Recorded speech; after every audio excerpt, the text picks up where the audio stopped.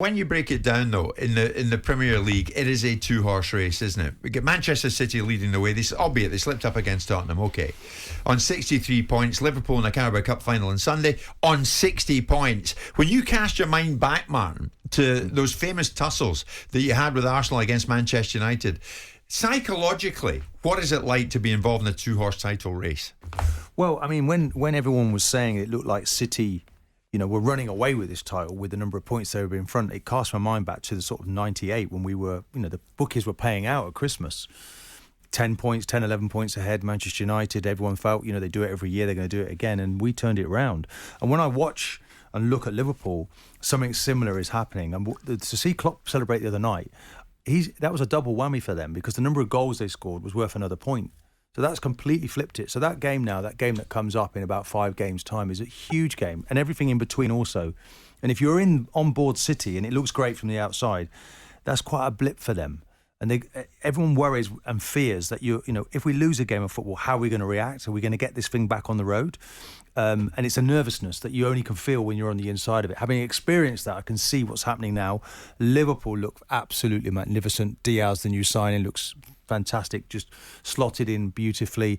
And they took Leeds to task, and 6 goals, just goal after goal, wave and wave after attack.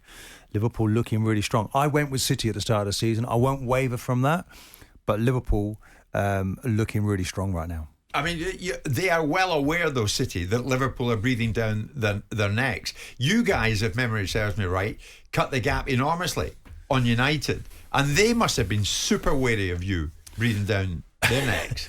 Yeah, but they did it to us in 2003. Didn't do it in 2004. But, when you're up against people that they've been the course, both these groups would have won it. They know that we'll look back we look back at the Arsenal and say, did we really disturb Manchester United because they seem to have won everything? But everybody will tell you who lived through it that knows it was a massive rivalry. We have that now with City and Liverpool. We should embrace that. 2 magnificent teams.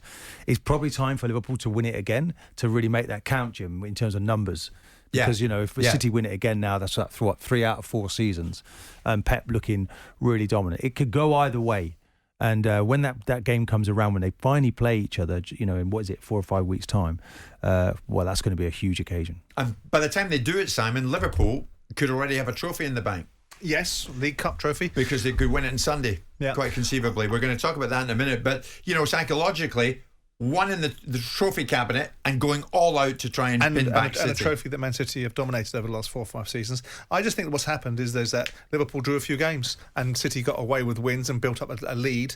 Liverpool stopped drawing games. City have drawn and lost one, and then that gap has been narrowed. Yeah. I still think it's City's title to win. Yeah. They're finding it difficult, though, aren't they? They're finding it a little bit difficult to win games. Yeah, I know. That's what Sporting must have felt like when they beat them 5-0 last week. Just occasionally. I mean, we saw the Brentford game. It was a penalty that was given away after quite a huge resistance from Brentford, and they seemed to sort of grind out that result. They drew twice with Southampton. Fair play to Southampton.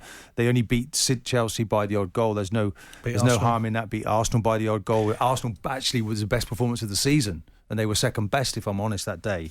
So there's work to do, but you can't panic when you look at the squad they've got. It's absolutely a remarkable group of players they've got. Jim White and Simon Jordan. Monday to Friday mornings from 10 on AM, on DAB, via the talkSPORT app and on your smart speaker. talkSPORT.